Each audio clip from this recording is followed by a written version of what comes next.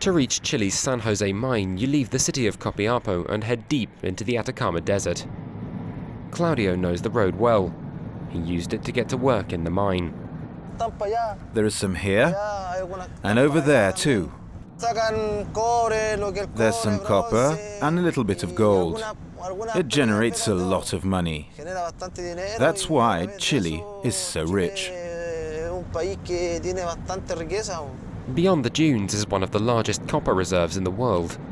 It's Chile's main source of exports, almost a third of the global market.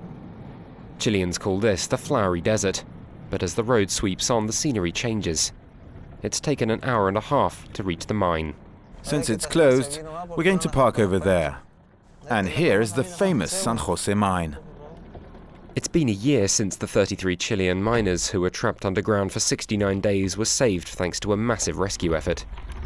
Claudio Yanes has returned to the site for the first time since his ordeal. The company in charge of the mine has only narrowly avoided bankruptcy.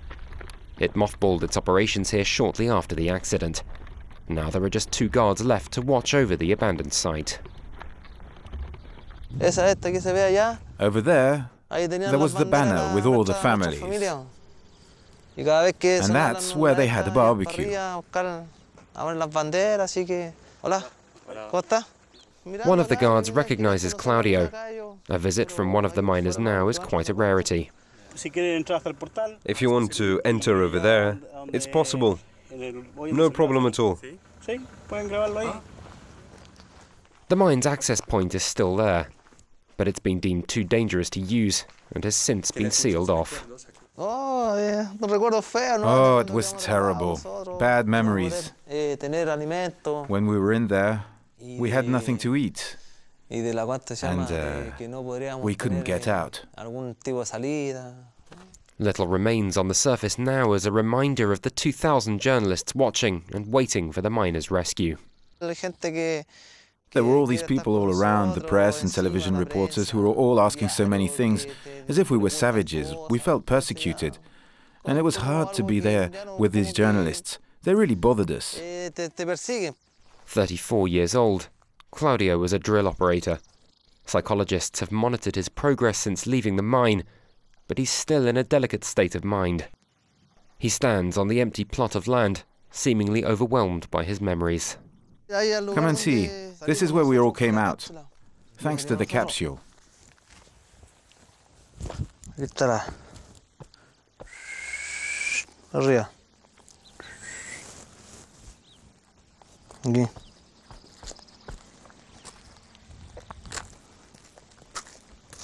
The memory of escaping from 700 meters down seems fresh in his mind.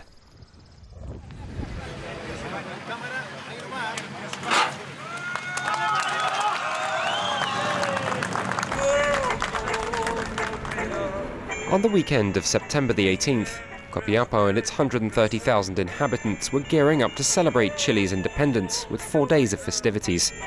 Life in the city is calm, and there are few signs of the incident that drew the world's attention here a year ago. Atacama reporter Pamela Vasquez is at the Copiapo Fair's one stand dedicated to the miners. She can't seem to let the story go. She's produced hundreds of reports on the 33 men since the accident. The miners' wives are running the stall. It's not well paid. There's a low turnout from the survivors themselves. Most prefer to stay at home. Their eyes seem vacant, and few wanted to speak on camera. Despite their weariness and depression, they can at least count on some people turning up to help. We support them. We know that behind the 33 miners there are families, children and grandchildren. We know that helps them. Donations like the €8,000 pledged to each of the miners by Chilean billionaire Leonardo Farkas have already been spent. Last year's euphoria is long gone. Many of these miners are now unemployed. Many have still not fully recovered from the aftermath of the ordeal. The inhabitants of Copiapo are a bit jaded by it all. Claudio lives on the outskirts of town, in a neighborhood home to many other miners. His home is a shrine to his experience. Here's the paper we sent when the probe reached us. It was Ojeda, our leader, who wrote that. I also have this helmet. It's the one I was wearing when I was down there. The house was a wedding gift from the eccentric billionaire.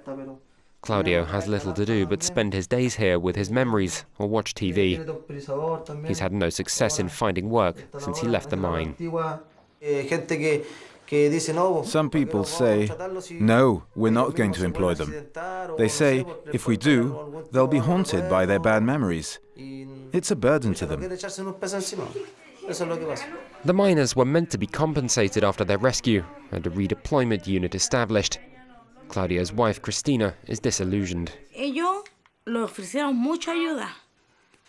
They have offered us a lot of help, but we've seen nothing. Yes, of course, they've given compensation to 11 or 12 miners, but there are 33 who suffered together. Why haven't they given anything to us? For example, Goldborn, the Minister of Mines, it served him well because no one knew him before all of this. Some even believe that the Piñera government, low in the opinion polls at the time, and the former Minister of Mines, Lawrence Goldborn, orchestrated a publicity campaign around the incident to enhance their images. No, yo creo que eso es absurdo plantearlo así. I think it's absurd. I think all the media who were there know the government didn't force anyone to talk about it. It's true that there was global pressure that no one could have imagined. The event was broadcast around the world, and there was a lot of expectation. To be honest, I don't think these comments have anything positive to offer.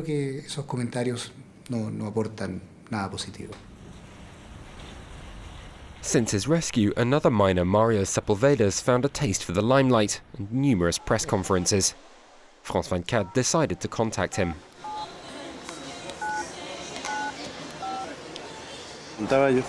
Hello, we're calling from France 24 and we'd like to interview Mario Sepulveda, please. I am his wife, but I am also his representative. We charge $3,500. And that's for how long? For 1 hour. We didn't do the interview. Not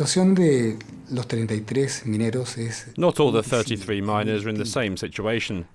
They're 33 people with different lives, different tools and different strengths. We're not all equal in hard times. Roberto Iturra is the miner's psychologist. He says media exposure since leaving San Jose has gone to their heads. It's this false hope of gaining a great deal of money that has placed them in a world of illusions, which they're not able to cope with. I think it's what has affected most the miner's mental condition. When you replace reality with illusion, you completely lose yourself. In Copiapo, graffiti in the miner's honor evokes indifference. The 33 vowed they'd stick together. But today, some are still taking sedatives and remain isolated, like Jimmy, the youngest of the group, aged 19 at the time. He's spoken with a stutter since the incident. We're not on bad terms, but we don't see each other. It's difficult for me. It's very difficult. Lately, although I still have my fair share of problems, I'm sleeping a little better. Well, I still go to see a psychologist, but it's very difficult for me. I feel that I've changed too much.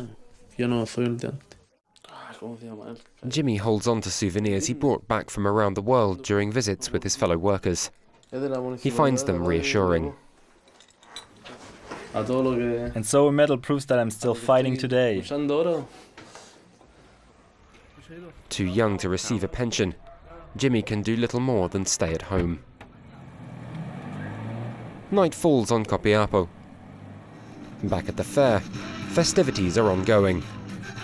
There are still only a few people at the miners' stand, but they seem ready to talk a little more.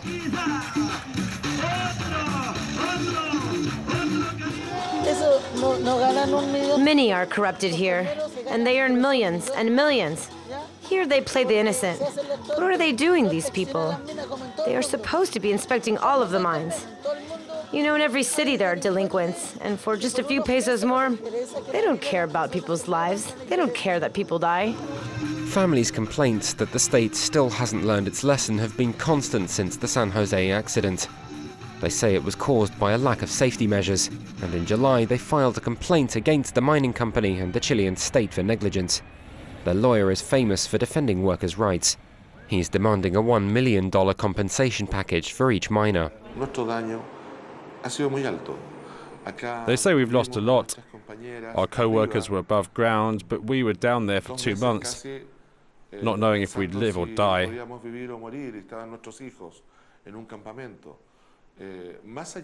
Our children were at the camp. Beyond what was shown on television and by the media, beyond the fact that some may or may not have taken advantage of the situation in terms of ratings, there's a loss, and that loss must be compensated.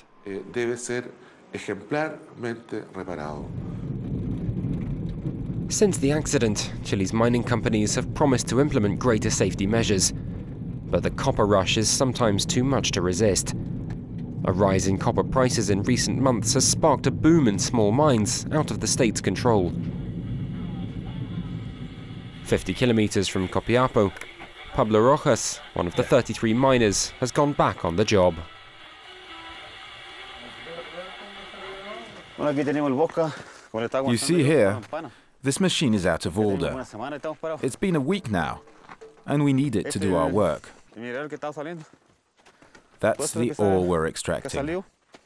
It's not about being stronger than the others. I love this job. I love the mine. It's my passion.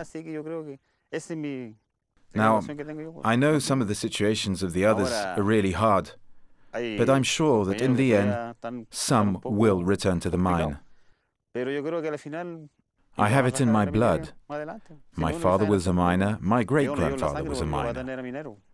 I'm happy to go down into the mine. There's no health insurance, no retirement fund, just a dream of wealth.